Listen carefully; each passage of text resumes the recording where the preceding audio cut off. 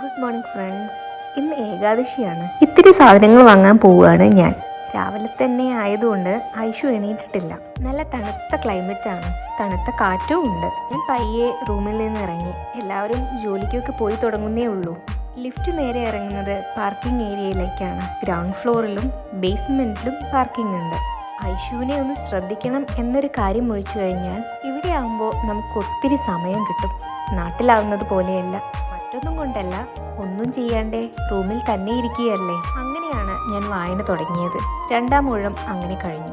അതിശക്തനും ലളിത ചിന്താഗതിക്കാരനുമായ ഭീമന്റെ കണ്ണിലൂടെയാണ് രണ്ടാം ഊഴം കടന്നു പോകുന്നത്. ഈ ഒരു കഥയിൽ നിന്ന് നമ്മൾ ഒരുപാട് കാര്യങ്ങൾ പഠിക്കേണ്ടിയിരിക്കുന്നു. കഥയിലുടനീളം ഏവർക്കും തണലായി നിൽക്കുന്നത് ഭീമനാണ്. ശത്രുപക്ഷത്തോട് യുദ്ധം ചെയ്ത് രാജ്യം തിരിച്ചുപിടിക്കുന്നതിൽ ഭീമൻ വലിയൊരു പങ്ക് തന്നെയാണ് വഹിക്കുന്നത്. വേണ്ടത്ര പദവിയോ അംഗീകാരമോ ഭീമന് നൽകുന്നില്ല.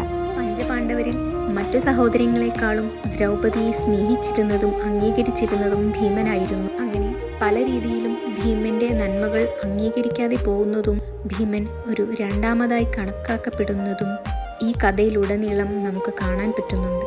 അതുകൊണ്ട് തന്നെ ഈ ഒരു പുസ്തകത്തിന് രണ്ടാം ഊഴം എന്ന നാമധേയവും നൽകിയിരിക്കുന്നു.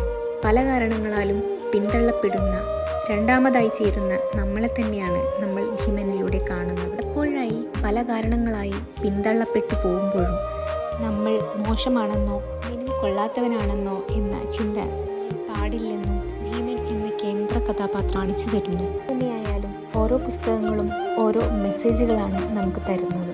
കാണാത്ത ലോകം കാണിക്കുകയും കേൾക്കാത്ത ശബ്ദം കേൾപ്പിക്കുകയും ചെയ്യുന്ന ചില ആന്തരിക ശക്തികളാണ് പുസ്തകങ്ങൾ.